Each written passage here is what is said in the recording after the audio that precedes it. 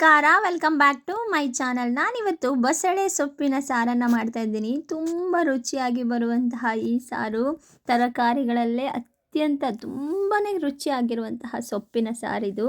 ಈ ಸೊಪ್ಪಿನ ಸಾರನ್ನು ಹೇಗೆ ಮಾಡೋದಂತ ನೋಡೋಣ. ನಾನಿಲ್ಲಿ ಬಸಳೆ ಸೊಪ್ಪನ್ನು ತೊಗೊಂಡಿದ್ದೀನಿ. ನೀವು ನೋಡ್ತಿರ್ಬೋದು ಬಸಳೆ ಸೊಪ್ಪು ಎಷ್ಟು ಚೆನ್ನಾಗಿದೆ ಅಂತ. ಈ ಬಸಳೆ ಸೊಪ್ಪನ್ನು ಹೇಗೆ ಮಾಡೋದಂತ ನಾವಿಲ್ಲಿ ನೋಡ್ಕೊಳ್ಳೋಣ.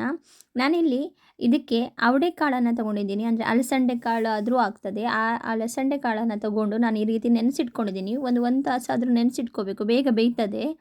ಇಲ್ಲಿ ನಾನು ಮಸಾಲೆಗೆ 1 ಚಮಚ ಉದ್ದಿನಬೇಳೆ ಅದನ್ನು ಹಾಕಿ ಚೆನ್ನಾಗಿ ಫ್ರೈ ಮಾಡ್ಕೋತಾ ಇದ್ದೀನಿ. ಹಾಗೆ 1 ಚಮಚದಷ್ಟು ಕಡಲೆಬೇಳೆಯನ್ನು ಹಾಕಿ ಫ್ರೈ ಮಾಡ್ಕೋತಾ ಇದ್ದೀನಿ. ತುಂಬ ಚೆನ್ನಾಗಿ ಬರ್ತದೆ ಇದು. ಹಾಗೆ 1 ಸ್ಪೂನಿನಷ್ಟು ಕೊತ್ತಂಬರಿ ಬೀಜವನ್ನು ಹಾಕಿದ್ದೀನಿ. ಹಾಗೆ ಸೊಪ್ಪುಗಳನ್ನೆಲ್ಲ ನೀಟಾಗಿ ಕಟ್ ಮಾಡಿಟ್ಕೋಬೇಕು. ಚೆನ್ನಾಗಿ ಸೊಪ್ಪುಗಳನ್ನು ಕಟ್ ಮಾಡಿಟ್ಕೋಬೇಕು.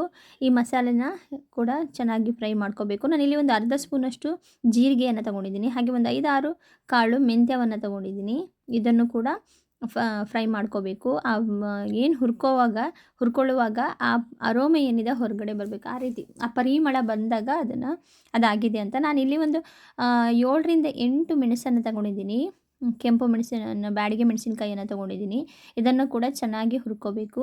ಇದು ಹುರಿದು ಆಮೇಲೆ ನಾನಿಲ್ಲಿ ಒಂದು ಸ್ಪೂನಷ್ಟು ಗಸಗಸೆಯನ್ನು ತೊಗೊಂಡಿದ್ದೀನಿ. ಇದು ಹಾಕೋದ್ರಿಂದ ತುಂಬ ಚೆನ್ನಾಗಿ ಬರ್ತದೆ ರುಚಿ. ಬಸಳೆ ಸೊಪ್ಪೇ ತುಂಬ ಪರಿಮಳ ಅದು ಮಾಡುವಾಗ ಸಾರು. ಅದ್ರ ಜೊತೆ ಈ ಗಸಗಸೆಯನ್ನು ಹಾಕಿದರೆ ಅದರ ಟೇಸ್ಟ್ ಡಬಲ್ ಆಗುತ್ತೆ. ಹಾಗೆ ನಾನಿಲ್ಲಿ ಒಂದು ಸ್ವಲ್ಪ ಕರಿಬೇವಿನ ಎಲೆಗಳನ್ನು ಹಾಕ್ತಾಯಿದ್ದೀನಿ. ಅದನ್ನು ಕೂಡ ಹಾಕ್ಕೊಂಡು ಮಿಕ್ಸ್ ಮಾಡ್ಕೋಬೇಕು. ಜಾಸ್ತಿ ಹೊತ್ತೇನು ಗಸಗಸೆ ಹಾಕಿದ ಮೇಲೆ ಜಾಸ್ತಿ ಹೊತ್ತು ಬಿಸಿ ಮಾಡಲಿಕ್ಕಿಲ್ಲ, ಆಫ್ ಮಾಡಬೇಕು.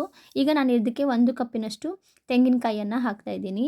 ತೆಂಗಿನಕಾಯಿ ಜಾಸ್ತಿ ಹಾಕಿದಷ್ಟು ಚೆನ್ನಾಗಿರುತ್ತೆ. ಬಸಳೆ ಸೊಪ್ಪಿಗೆ ಜಾಸ್ತಿನೇ ಹಾಕ್ತಾರೆ, ಹಾಗಾಗಿ ಸ್ವಲ್ಪ ಜಾಸ್ತಿನೇ ನಾನು ಹಾಕಿದ್ದೀನಿ. ಹಾಕಿ ಇಲ್ಲಿ ನಾನು ತರಕಾರಿಗಳನ್ನು ಎಲ್ಲ ಕಟ್ ಮಾಡಿಕೊಂಡು, ಏನಿದೆ ಸೊಪ್ಪನ್ನು ಕಟ್ ಮಾಡಿಕೊಂಡು ಅವರೆಕಾಳು ಮತ್ತು ಹಾಗೆ ಸೊಪ್ಪನ್ನು ಎರಡನ್ನೂ ಚೆನ್ನಾಗಿ ಬೇಯಿಸ್ಕೊಂಡು ಅದಕ್ಕೆ ನಾನಿಲ್ಲಿ ಮಸಾಲೆಯನ್ನು ಹಾಕ್ತಾಯಿದ್ದೀನಿ.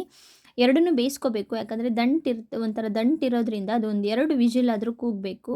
ಆ ಅವರೆಕಾಳು ಕೂಡ ಚೆನ್ನಾಗಿ ಬೇಯ್ತದೆ. ನಾವು 1 ಅವರ್ ನೆನೆಸಿಟ್ಕೊಳ್ಳೋದ್ರಿಂದ ಅವರೆಕಾಳು ಕೂಡ ಚೆನ್ನಾಗಿ ಬೆಂದ್ಕೊಂಡಿರುತ್ತೆ. ಹಾಗಾಗಿ ಈ ರೀತಿ ಬೇಯಿಸ್ಕೊಂಡ್ರೆ ಆ ದಂಟು ಕೂಡ ಚೆನ್ನಾಗಿ ಬೆಂದ್ಕೊಂಡಿರುತ್ತೆ. ಈ ಸೊಪ್ಪು ಅದರ ಜೊತೆ ನಾನು ಒಂದು ಟೊಮೆಟೊವನ್ನು ಹಾಕಿದ್ದೀನಿ. ಹಾಗೆ 1-2 ಸ್ಪೂನು ಉಪ್ಪು, ಹಾಗೆ ಒಂದು ಸಣ್ಣ ಲಿಂಬೆಹಣ್ಣನ್ನು ಇದು ಹುಣಸೆ ಹಣ್ಣನ್ನು ಹಾಕಿದ್ದೀನಿ. ಜೊತೆಗೆ ಒಂದು ಸಣ್ಣ ಬೆಲ್ಲವನ್ನು ಹಾಕಿ ಇದನ್ನು ಕುದಿಲಿಕ್ಕೆ ಬಿಡ್ತಾಯಿದ್ದೀನಿ. ತುಂಬ ಚೆನ್ನಾಗಿ ಬರ್ತದೆ ಈ ಸಾರು. ನೀವು ನೋಡ್ತಿರ್ಬೋದು ಕುದ್ಕೊಂಡಿದೆ. ಈ ರೀತಿ ನೀಟಾಗಿ ಕುದಿಬೇಕು.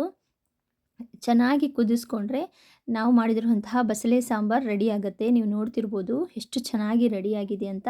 ಇದನ್ನು ನಾನು ಕೊಚ್ಚಕ್ಕಿ ಅನ್ನ ಜೊತೆ ಹಾಕ್ಕೊಂಡು ತಿಂತಾಯಿದ್ದೀವಿ. ಇನ್ನೂ ಹೆಚ್ಚಿನ ವಿಡಿಯೋಗಳಿಗಾಗಿ ನನ್ನ ಚಾನಲ್ನ ಸಬ್ಸ್ಕ್ರೈಬ್ ಮಾಡೋದನ್ನ ಮರಿಬೇಡಿ. Thanks for watching.